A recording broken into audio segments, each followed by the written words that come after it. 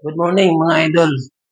For today's video, ipapakita ko sa inyo kung paano ako gumawa ng kilawing bangos. Tara, samahan niyo ako. At ito syempre, mauna, tanggalan natin ng tinik yung ating bangos. Ayan, ingat lang tayo mga idol, baka masungga tayo.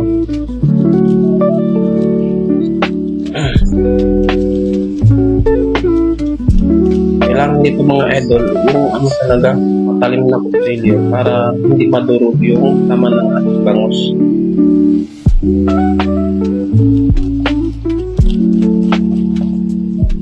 Pagdating sa ulo, mga idol, wag na nyo nang isama yung ulo kasi hindi yan pwedeng isama ni matigas. Yan, putulin natin mas bandang liig ng bangos. Yan, kung mapapansin nyo mga idol, may ano yan, may itim na sa loob ng kanya, hindi rin yung pwedeng isama. At shoutout din pala sa mga kamag-anak ko dyan sa Matampay, Bukana, Calalano del Norte. Dahil doon ako natuto kung paano magkilawin ng bangus. At sa aking idol dyan, si Idol Ian Kagay na nagbablog din. Idol, shout out sa'yo.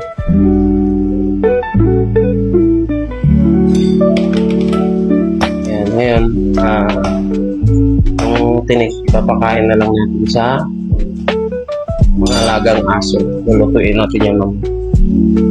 Ngayon, dito, alisin natin yung tinik dito sa kanyang dyan. Yan. Yan yung mga masasakit na tinik pagka yan ay makain natin. Kaya kailangan alisin natin.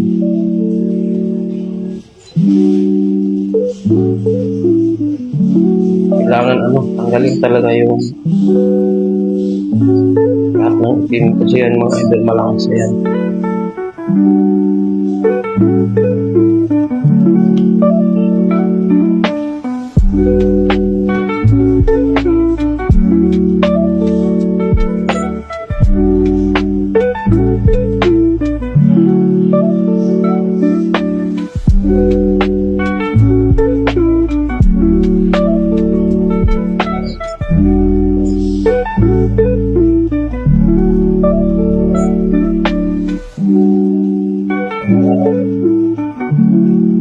Yung mga tinik sa gilid kailangan alisin kasi hindi kayang masawi ng tukayan mga idol. Pero yung mga maliliit na tinik sa loob ng tiyan, ayun kayang lusawi ng suka. Isa naman, tanggalan din natin ang itim.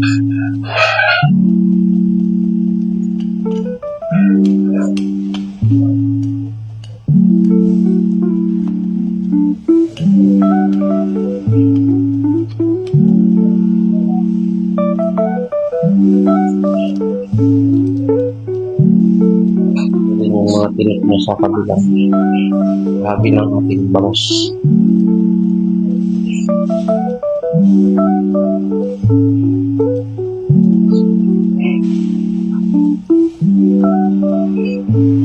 Para naman doon sa mga hindi marunong magtanggal ng tinik, pwede naman sa sa pagbilahan nyo, ipatanggal nyo na para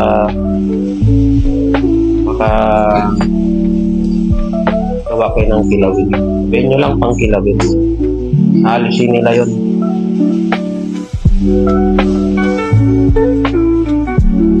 Tanggalan natin ng tinik. Ilalim. Saka sa taas.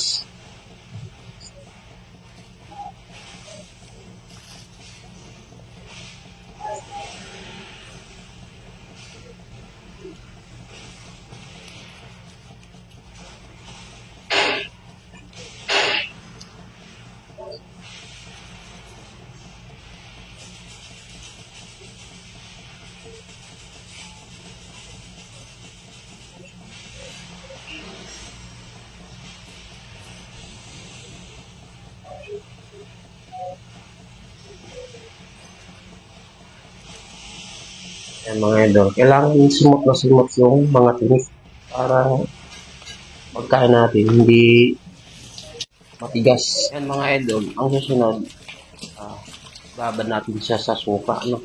Pero bago ibabad, lamas-lamasin muna natin ng kaunti para matanggal yung mga dulas, mga ano yun, malalangsa. At kailangan magpigpigain yung anong maigi para talagang pagkain hindi madulas. Mas masarap pag walang dulas. Kaya siguro yung iba, pag gumawa, kaya hindi sila na satisfy sa kanilang kilawin kasi medyo madulas. Ito, ang technique lang dito mga idol, sa natutunan ko lang, kailangan piga talaga para hindi mo maramdaman yung kanyang dulas.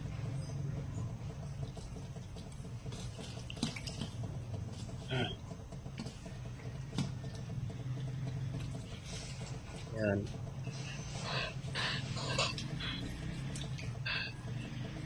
Yun nga pala yung pagbabad natin, mga ano lang, 3 to 5 minutes. Okay na yan. Yan.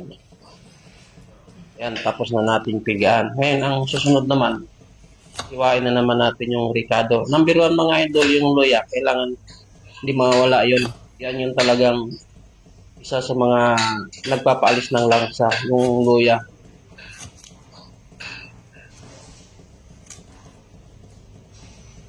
Yan, kailangan mapino para kahit masama sa subo, hindi masama ang lasa. Kailangan maliliit ang hiwa mga idol.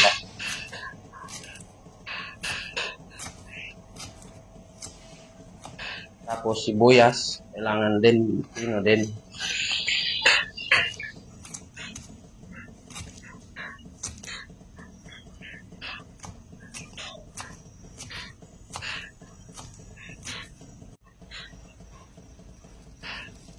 Sibuyas. Tingnan kung mapapansin yung mga idol. Kailangan ano rin, maliliit. Tapos para medyo lumasa talaga rin, dalawang sibuyas, hindi naman gaanong malaki.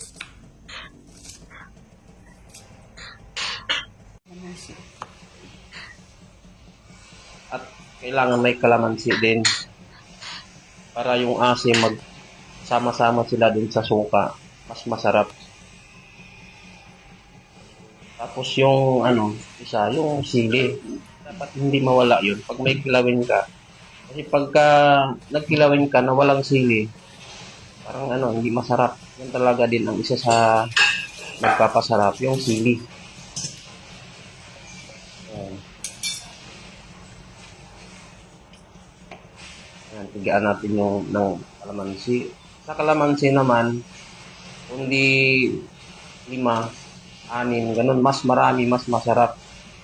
Para susuot doon sa bangus, yung asim, kahanghang.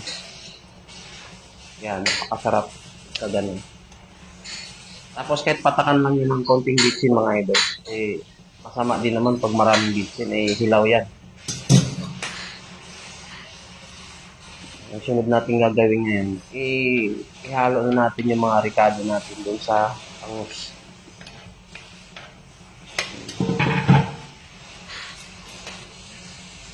Mga idol, hahaluin natin. Lagyan natin ng suka. Mayroon na rin yung kalamansi. Haluin yung maigi mga idol kung ano yung gagawa para mapantay yung ano, yung asin doon sa laman ng bangus.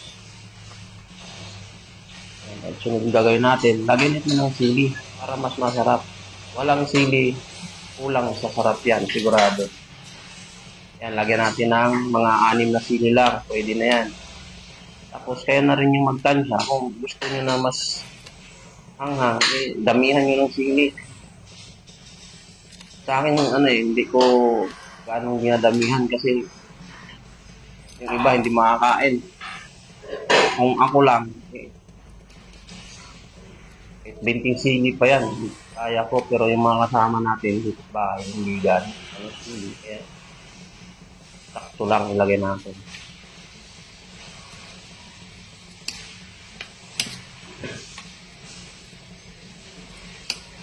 Ngayon pala mga idol, mas masarap pag nagkilawin. Dapat ilagay sa ref para malamig. Mas masarap pag malamig yung kilawin. E pagkatapos nito, ilalagay natin sa ref.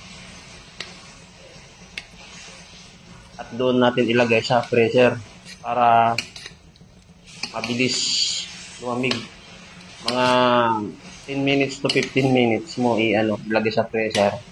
Pagkuha mo niyan, malamig sigurado na yan.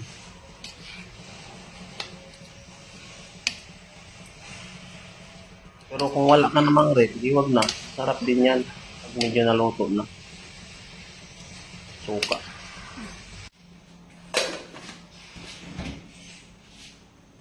So ngayon mga idol, ilagay natin siya sa ref. Sa freezer natin siya ilagay para mas mabilis lumamig. Yan, ito na mga idol. Kaya hindi ka naman nagmamadali. Ito na yung ilawin natin, tikman natin kung ang lasa. Sarap.